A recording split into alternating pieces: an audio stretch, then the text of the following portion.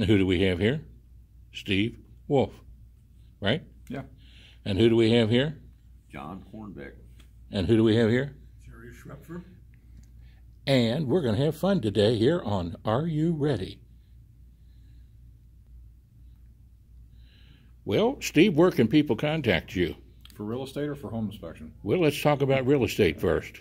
I work for Keller Williams. My wife is the broker there, so you can contact me at Keller Williams in Northern Kentucky. And my name is Steve Wolfe, and I am a home inspector. So when I do a real estate transaction with you and help you find a house, I'm the very best realtor you can use for you to find a house with, because I know what I'm looking at. Well, as a real estate broker for 41 years, and myself 47 years, this is my 47th year, I'd have to say I'd highly recommend you and Kathy. Thank you. And a building inspector here also. Yeah. I work mostly with ABI, Better Inspector, although I am an independent contractor for them. I do a lot of home inspections for them. Where would people reach you? Huh? Where would people reach you? Right there at ABI. And the phone number? What is the phone number? I don't even know. 859-586-4945. You got that?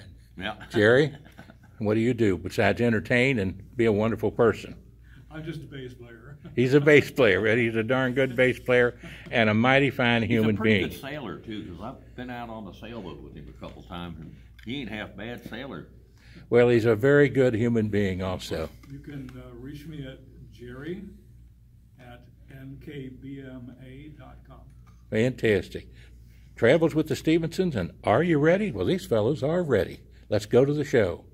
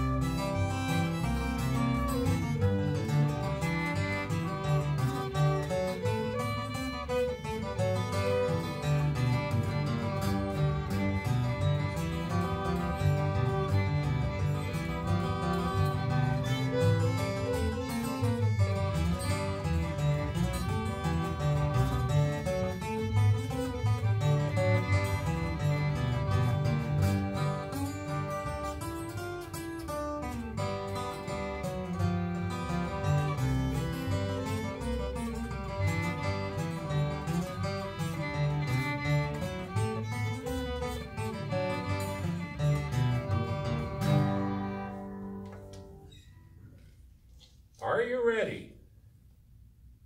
Are you ready in the back room? Are you ready out here? Praise the Lord.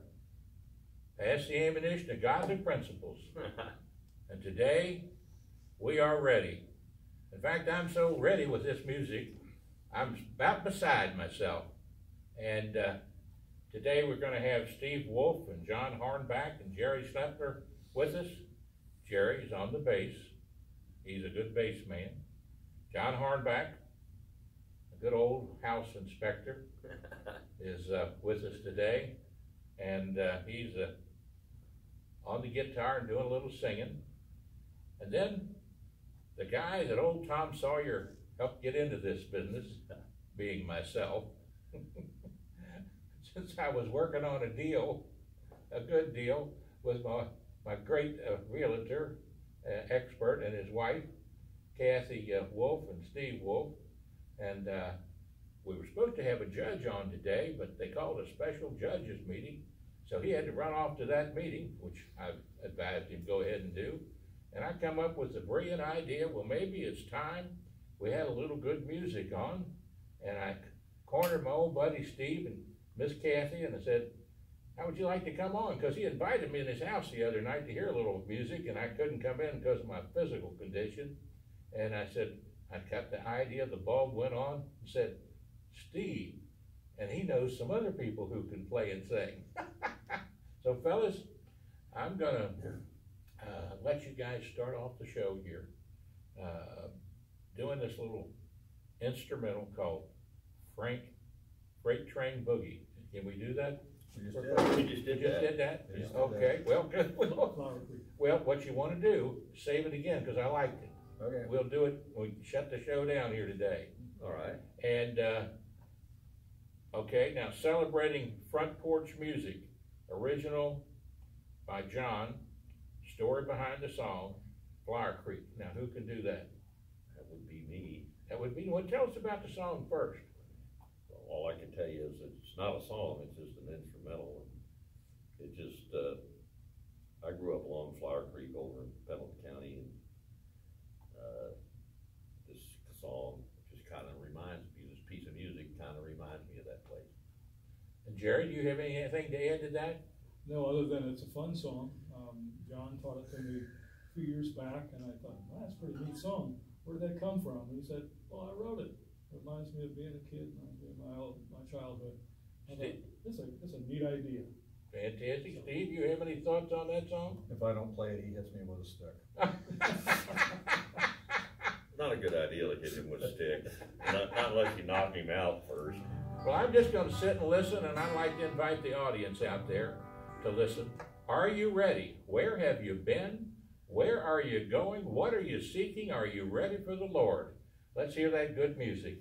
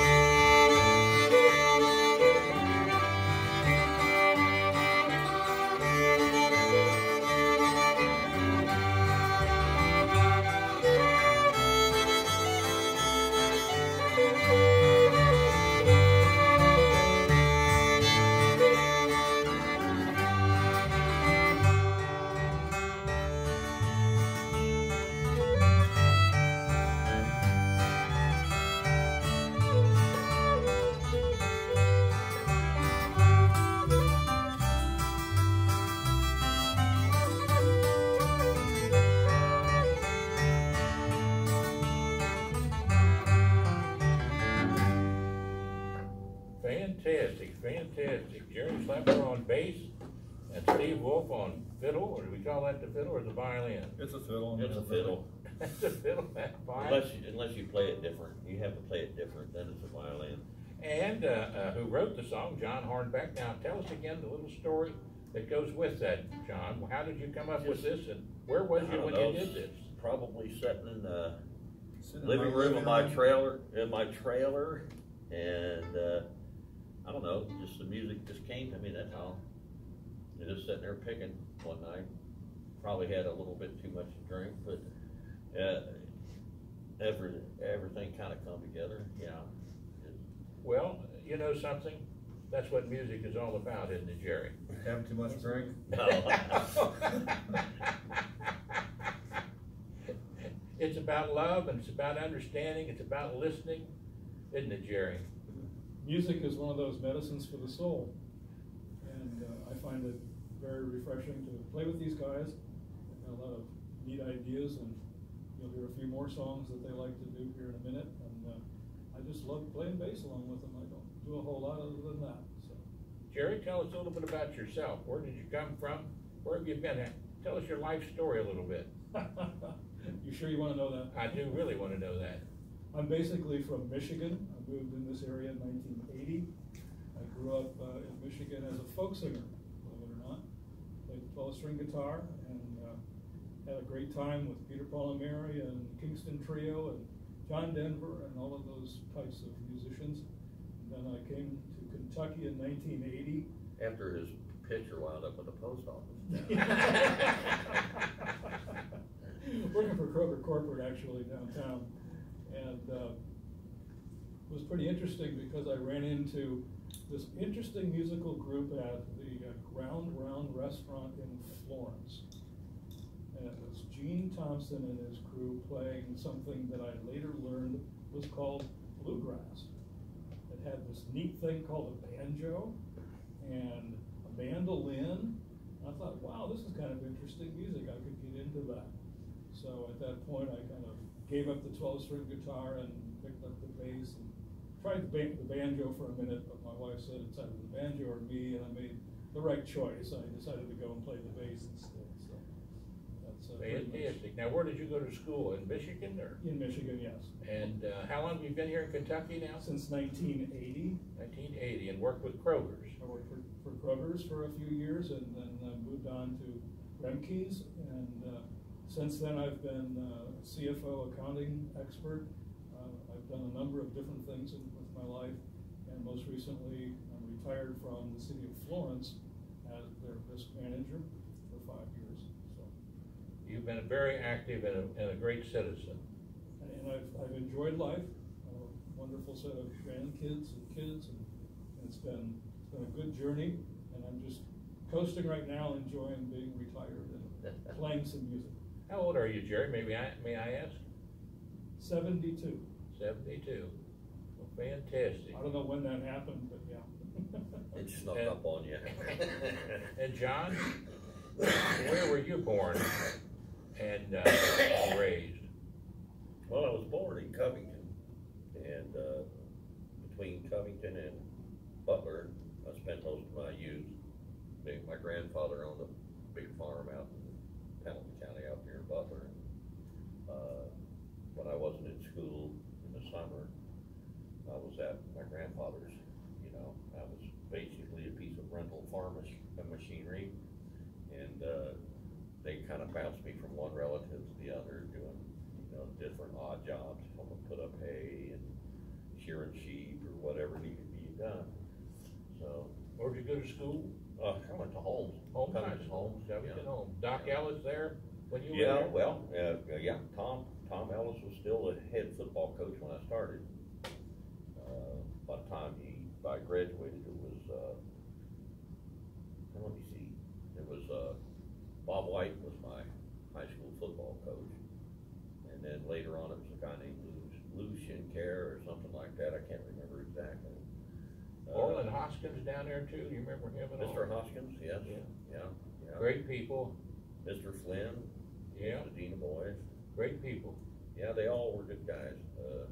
I went to school there in summertime. Only got in trouble once, and somebody set that desk on fire in front of me, and teacher seen him. But if I would have fingered that guy, then I would have had to fight my way back and forth to school for the next 6 months, and I didn't feel like doing that. So anyway, she gave me 2 days detention because I wouldn't finger the guy, and I didn't go. Went into school the next morning, and Mr. Flynn called me in the office, and he said, "John," he said, "I never had no trouble from you before." He said, "What's going on?" And I explained to him what happened, and he said, "You just go on back to class." He said, "I'll take care of it." And I never heard another word about it after that, because I mean, she knew who set the desk on fire. It was just a matter, he was afraid to say anything. Yeah. So she was going to put it on me, and if she put it on me, then that would have meant me fighting my way back and forth to school every day, and I didn't feel like doing that. Well, as an old school teacher, I can understand that.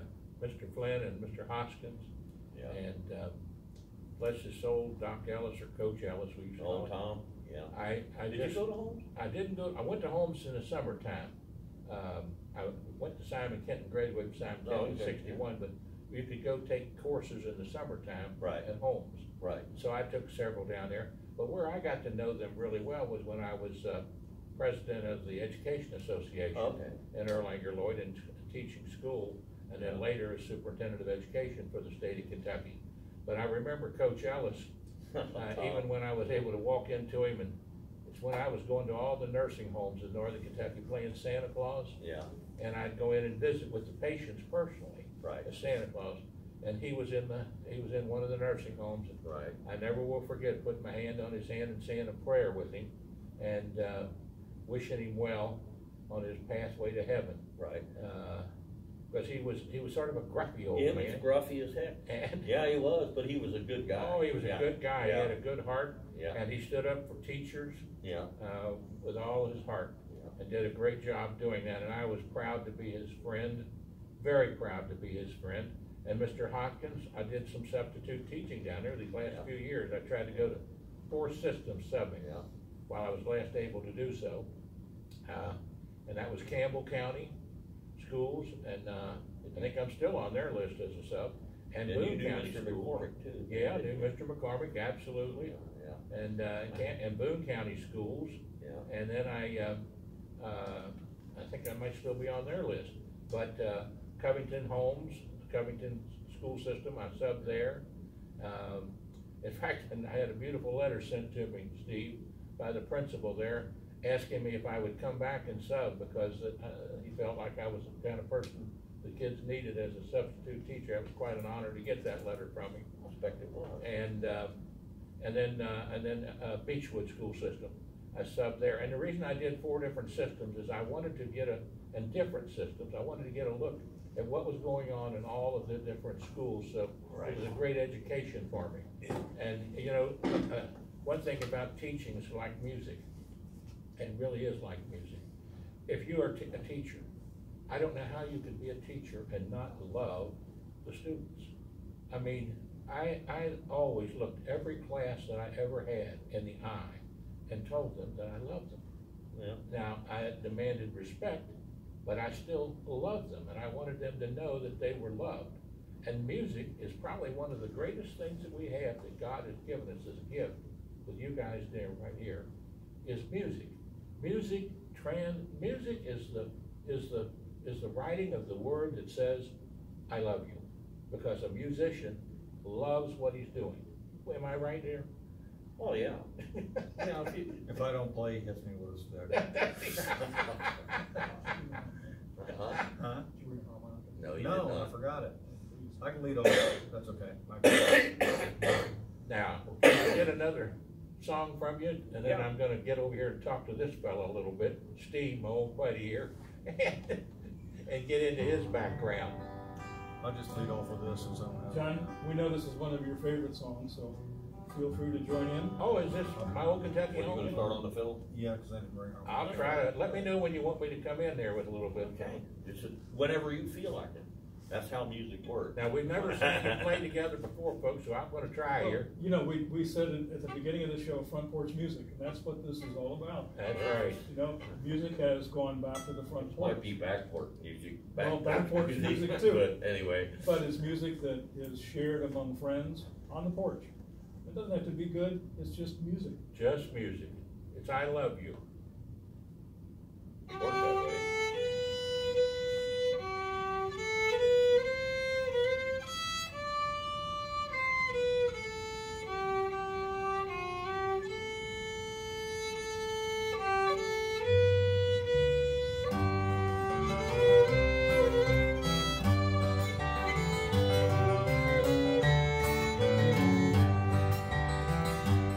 Oh, the sun shines bright on my old Kentucky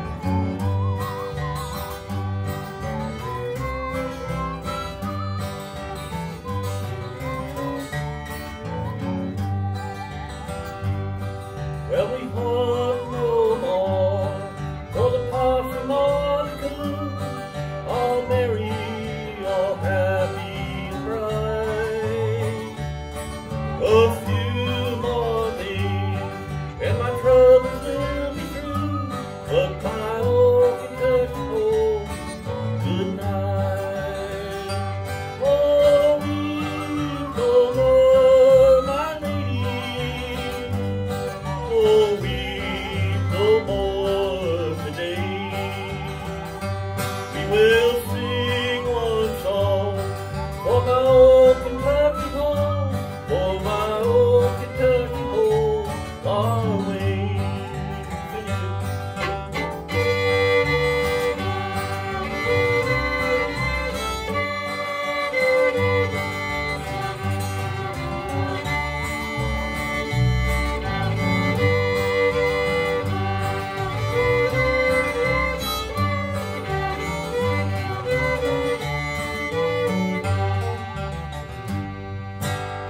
Beautiful, beautiful, beautiful, fellas. And I'm tickled to death that we got back porch music today.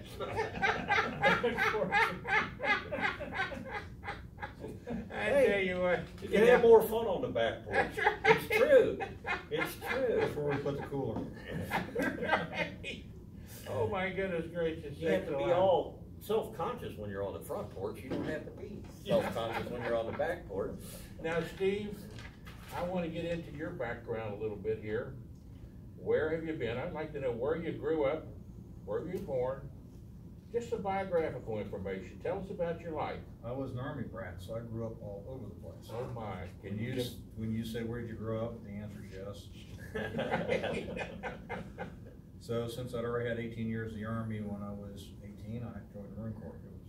joined the Marine It Corps? was different. How old was you there? 18 or? 18. And how long? Matter of fact, Dad called me up. He said, "You want to go on family vacation with us this year?" And I said, "Yeah." So we both had to take leave at the same time because he was still in the Army.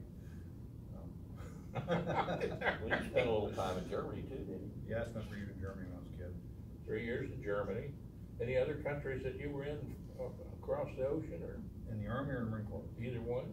No, not with the Army. In the Marine Corps, I've been to a couple times in Iraq.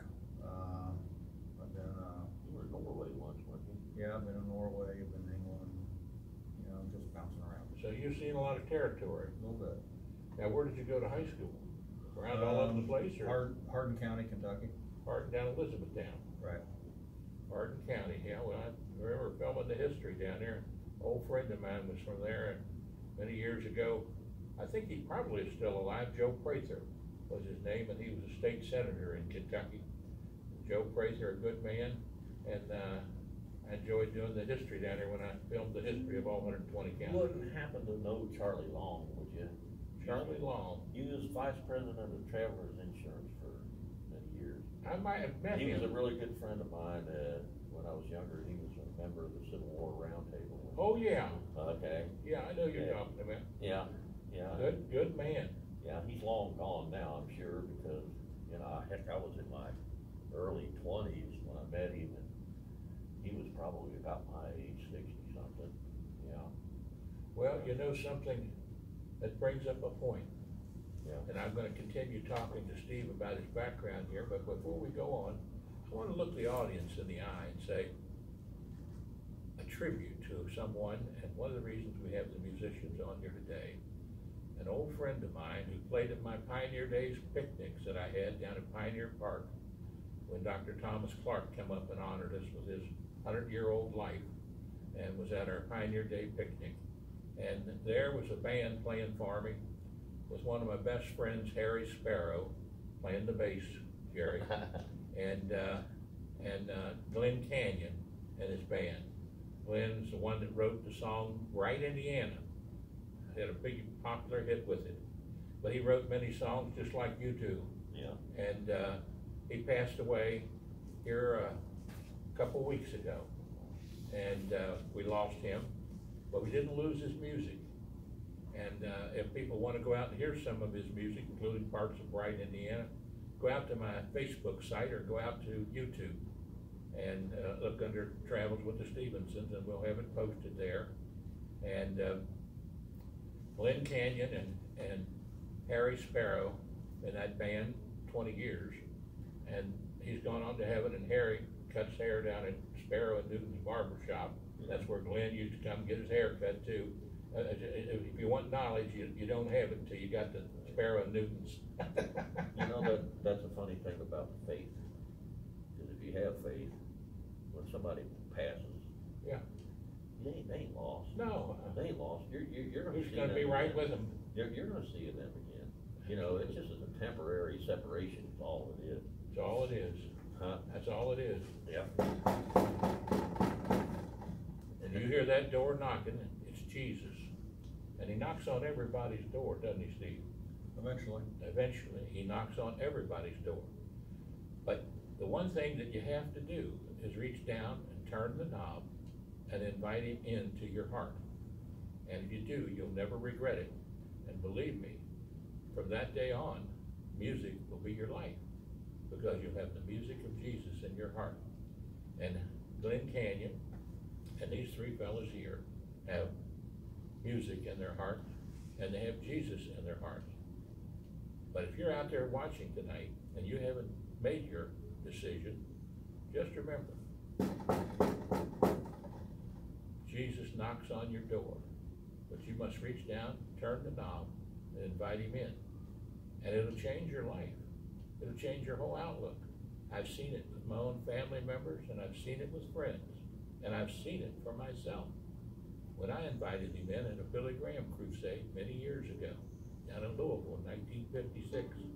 I was 1 year old. That's right. I was a whole year old. That's a long time ago. Yeah. Praise the Lord, though. Now, Steve, tell us a little bit more about your background, because I know you've got a tremendous background. Tell us about the service, Marines. Where was you in the Marines? The answer is yes. Everywhere. I spent 20 years in, they bounced me around. 20 years, is that right? Yeah. My goodness gracious, thanks a lot. Praise the Lord. You know something? There isn't anything like a veteran. And the other day, somebody asked me what my intentions were. In fact, they sent me a text saying, "What's your intentions?" And I've been helping veterans and seniors all of my life. I mean, all of my life. I've spent at the nursing homes, at places where we had music, and battling for seniors' rights.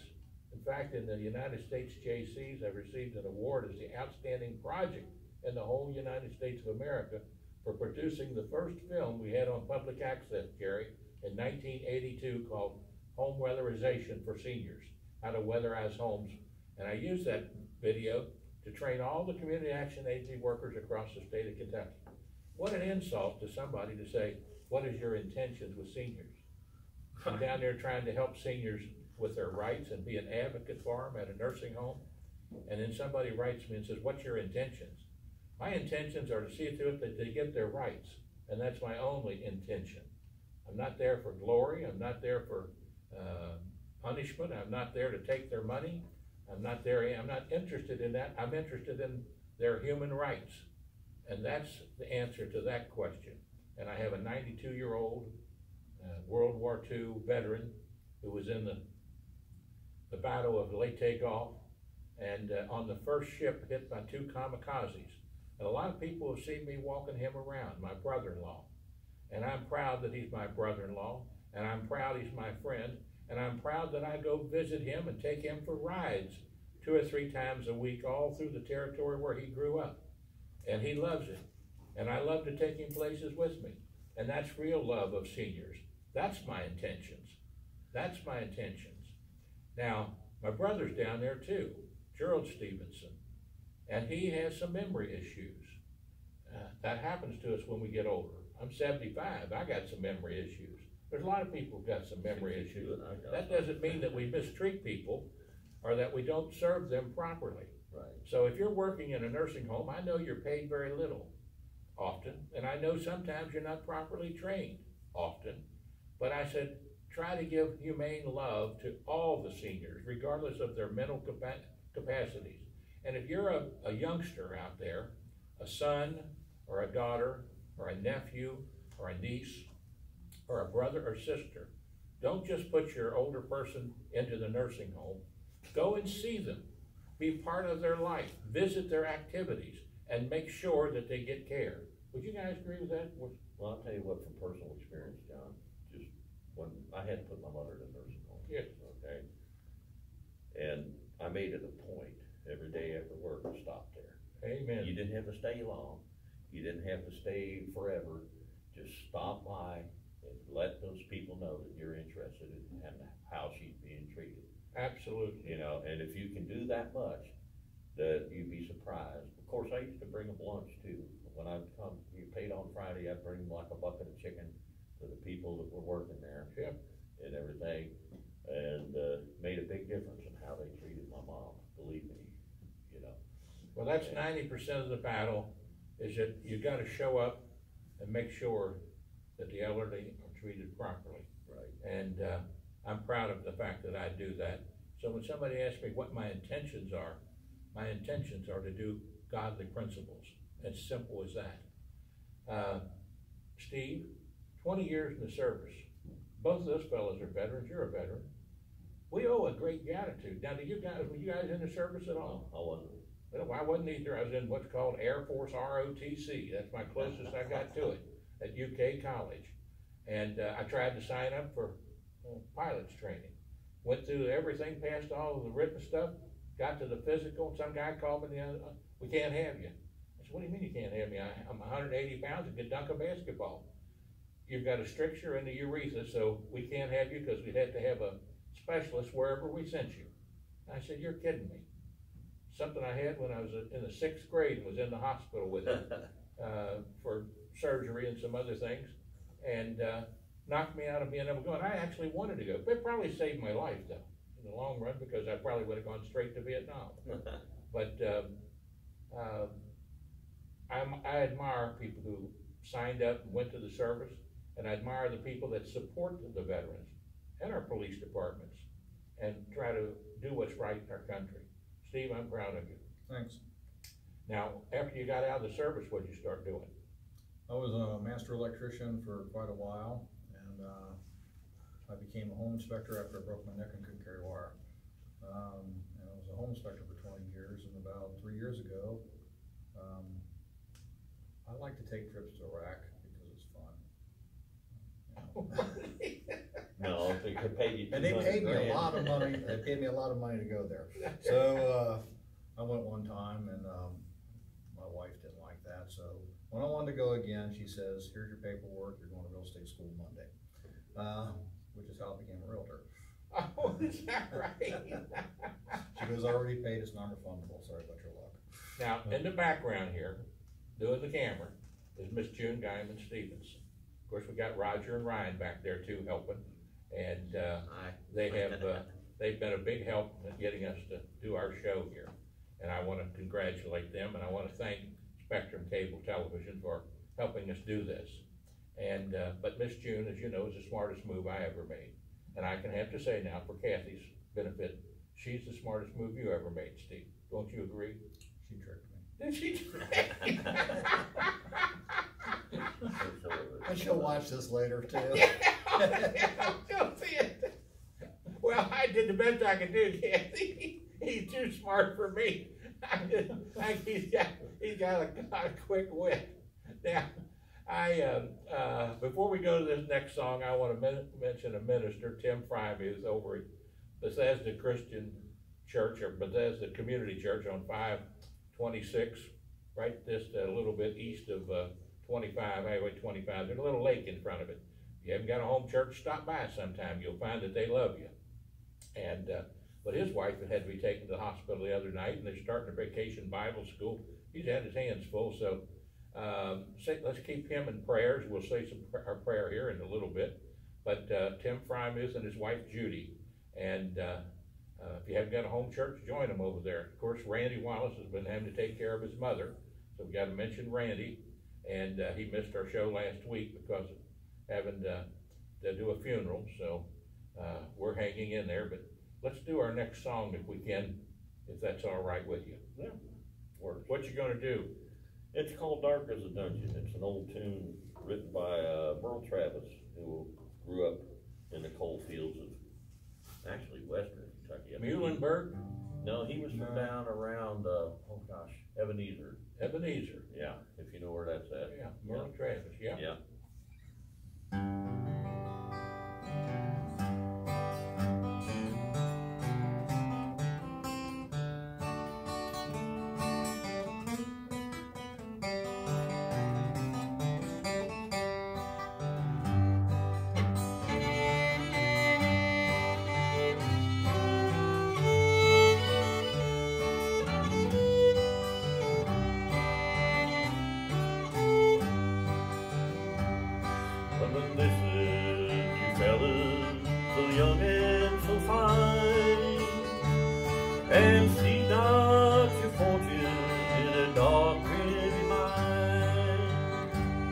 it'll form as a habit and seep in your soul, till the stream of your blood runs as black as the coal, where it's dark as a dungeon and damp as the dew, where the danger is double and the pleasures are few, where the rain never falls and the sun never shines, well, it's dark as a dungeon way down in the mine.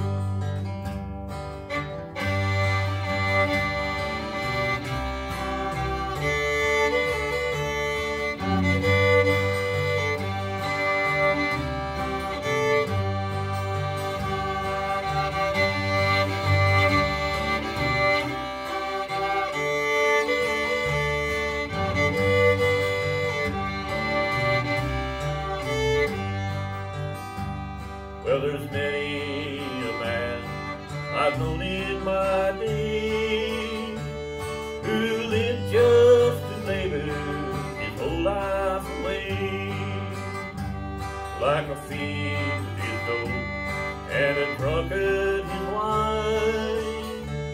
Well, a man will have lust for the lure of mine, where it's dark as a dungeon and damp as the dew, where the danger is double and the pleasures are few, where the rain never falls and the sun never shines, well, it's dark as